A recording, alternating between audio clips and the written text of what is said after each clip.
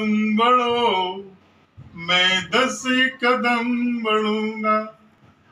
बाबा ने बोला है तुम 2 कदम बढ़ो, मैं 10 कदम बढ़ूंगा।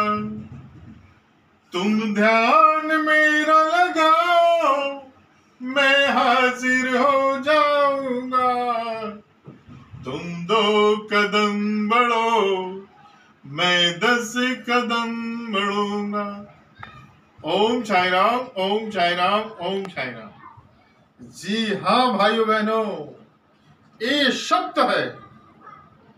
यदि हम अपने साईं की तरफ 2 कदम बढ़ते हैं तो साईं ने वचन दिया है वह हमारी तरफ 10 कदम बढ़ेगा। इसका मतलब समझे आप, जब आप हमारे साईं पर पूर्ण आस्था और विश्वास रखे, उसकी आराधना, उसका जप, उसका तप करना शुरू कर देते हैं तो उसके चरणों में आपकी जगह बनना शुरू हो जाती है।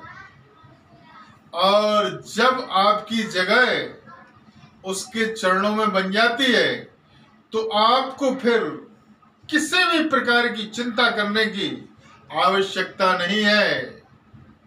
आपकी सारी परेशानियां, सारी चिंता हमारा साईं करने लगता है, क्योंकि साईं हमारा भगवान शिव का कलयुगी अवतार माना जाता है।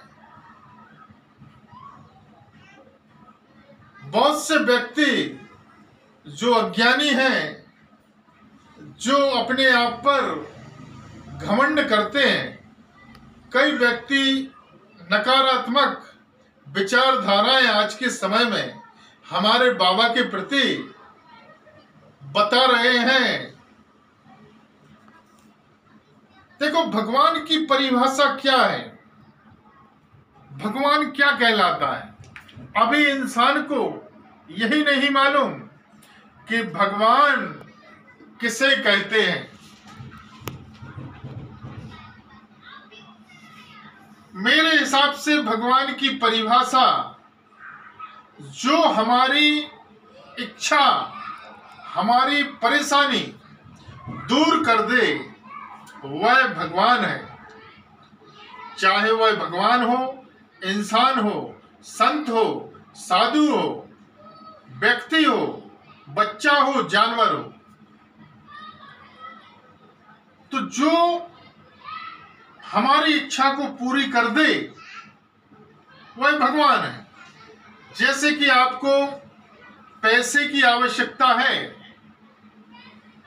और यदि कोई व्यक्ति आपको दे दे समय पर जो आपको अति आवश्यक है, तो यह बताइए वह आपकी नजरों में भगवान के बराबर हो जाएगा कि नहीं होगा। यदि आप कहीं खड़े हुए हैं, आपको कोई साधन नहीं मिल रहा है और आपको एक स्थान से दूसरे स्थान जाना है, और यदि वहां पर कोई गाड़ी लेके आ जाए और आपको अपनी गाड़ी में बिठा के जहां आपको जाना है वहां तक छोड़ दे,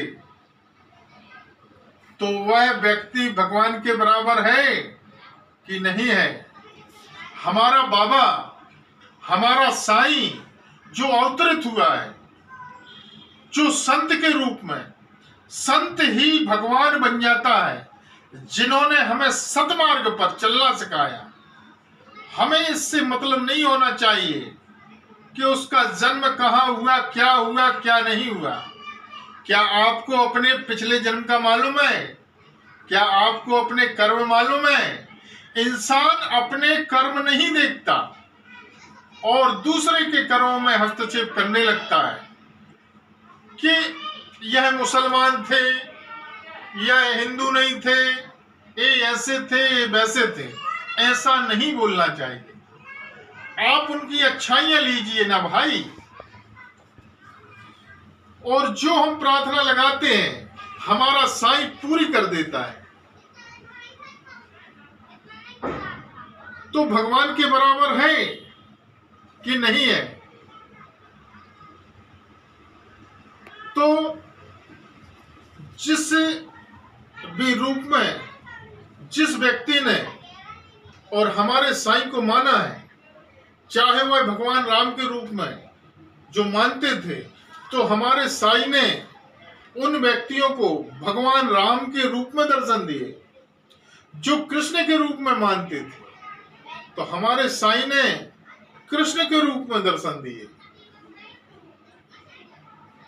जो व्यक्ति जिस भी रूप में पहले से जो मानता था, और जब हमारे साईं के पास यह सच्चित्र में लिखा हुआ है, आप पढ़ सकते हैं, जिस भी रूप में जिस व्यक्ति ने हमारे साईं को माना है, उसी रूप में उसको दर्शन दिए बाबा ने।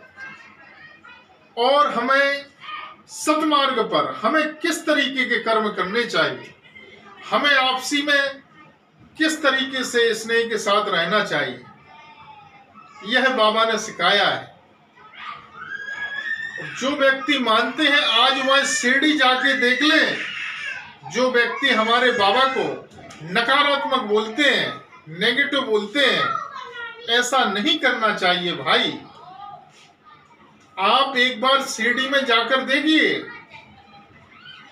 कितने व्यक्ति बाबा के दर्शन करने आ रहे हैं और बाबा उनकी इच्छाएं पूरी कर रहा है।